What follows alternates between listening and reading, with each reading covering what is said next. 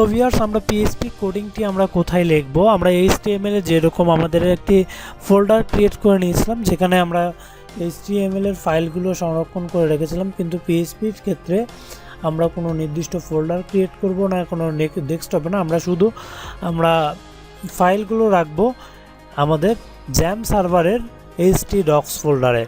তো আমরা আমাদের জ্যাম সার্ভারে যাচ্ছি, জ্যাম সার্ভারে গিয়ে জ্যাম সার্ভারটি আমরা রান করে দিব পিএইচপি থেকে। এখান থেকে জ্যাম কন্ট্রোল অপশন থেকে জ্যাম সার্ভারটি এখান থেকে অ্যাপাচি এবং মাইএসকিউএল আমরা অন করে দিব। আমরা আপাতত এই দুইটা ফাইল নিয়ে কাজ করব, মাইএসকিউএলও করব না, আমরা আপাতত অ্যাপাচি নিয়ে কাজ করব। তো অ্যাপাচিতে যাওয়ার পরে আমরা এখান থেকে আপনার htdocs নামে একটি ফোল্ডার আছে, এই ফোল্ডারটিতে ওপেন করব। এখানে আমরা একটি ফোল্ডার ক্রিয়েট করব, যে ফোল্ডারের মাধ্যমে আমরা আমাদের সকল কার্যক্রম সেই ফোল্ডারে করব। তো আমি এখানে টাইমস পাবলিকেশন লিখে সার্চ দিচ্ছি, TIMES লিখতেছি, টাইমস পাবলিকেশন।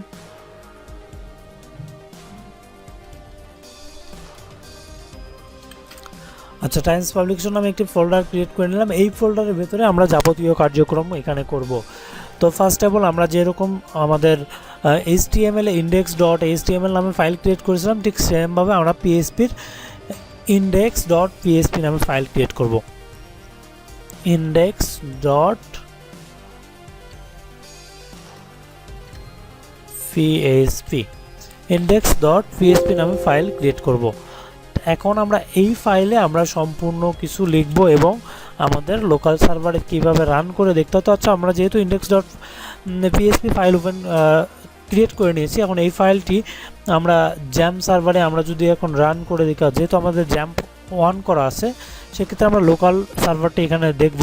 তো আমরা লোকাল সার্ভার দেখতে গেলে আমাদের অ্যাড্রেস বারে লিখতে হবে লোকাল হোস্ট স্ল্যাশ আমাদের ফোল্ডারটির নাম ছিল কি টাইমস পাবলিকেশন।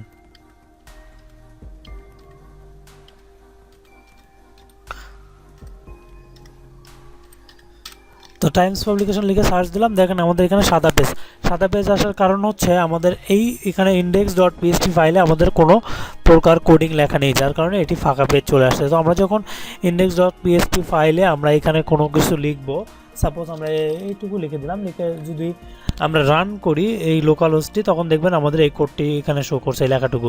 ঠিক সেম HTML এর মতনই, জাস্ট আমরা PHP কোডিং লেখার ক্ষেত্রে জাস্ট আমরা কি লিখবো, HTML লেখা ছিল HTML হেড বডি এগুলো লেখা ছিল, জাস্ট আমরা পিএইচপির ক্ষেত্রে কোনো কিছুই না, জাস্ট আমরা কি দিব, লেস দেন $, PHP,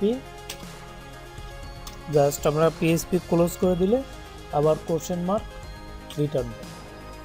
এই হচ্ছে পিএইচপির সিনট্যাক্স। আমরা এর মাঝখানে যাবতীয় কোড সমূহ আমরা এখানে লিখবো। এখন সেটি HTML হোক, যে যত ধরনের কাজ আছে এই সিনট্যাক্সের মধ্যে আমরা লিখবো। তো আমরা এখানে জাস্ট HTML এর একটা কোড দিব, এখানে দিলাম হচ্ছে this is a PHP class, বাস।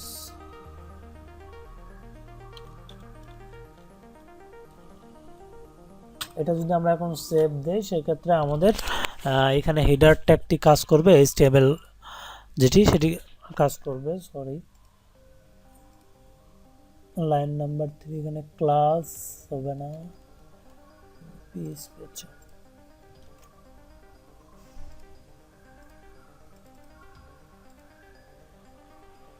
আচ্ছা, PHPর প্রবলেম হচ্ছে এখানে হয়তো খুব অল্পতেই একটা করে ভুল আপনারা দেখতে পারবেন, সেই ভুলগুলো আমাদেরকে অবশ্যই সমাধান করতে হবে। তো আমরা যে প্রবলেমটা হয়েছিল, আমরা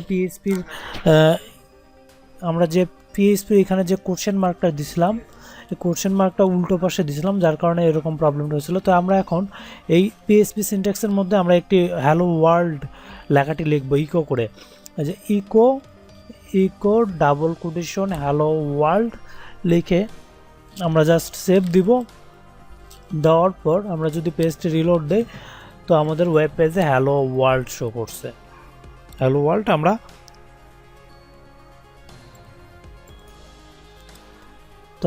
আমরা এখানে শো করাতে পারছি পিএইচপি কোডিং এর মাধ্যমে। তো ভিউয়ার্স, আমরা পরবর্তী ভিডিওতে আমরা পিএইচপির বিভিন্ন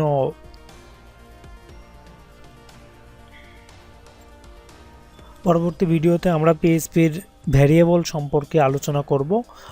তো সেই পর্যন্ত ভালো থাকবেন, আল্লাহ হাফেজ। আর আমাদের ভিডিওটি যদি ভালো লেগে থাকে অবশ্যই একটা লাইক দিবেন, আর কোথাও বুঝতে প্রবলেম হলে অবশ্যই কমেন্টে জানাবেন। আর আরেকটি বিষয় বলে রাখি, আপনারা যদি আমাদের চ্যানেলটি সাবস্ক্রাইব না করে থাকেন তাহলে অবশ্যই সাবস্ক্রাইব করবেন এবং পাশে বেল আইকনটি অন করে দেবেন, তাহলে সবার আগে সর্বপ্রথম ভিডিও আপনি পেয়ে যাবেন। তো ভিউয়ার্স, ঠিক আছে, ভালো থাকবেন, আল্লাহ হাফেজ।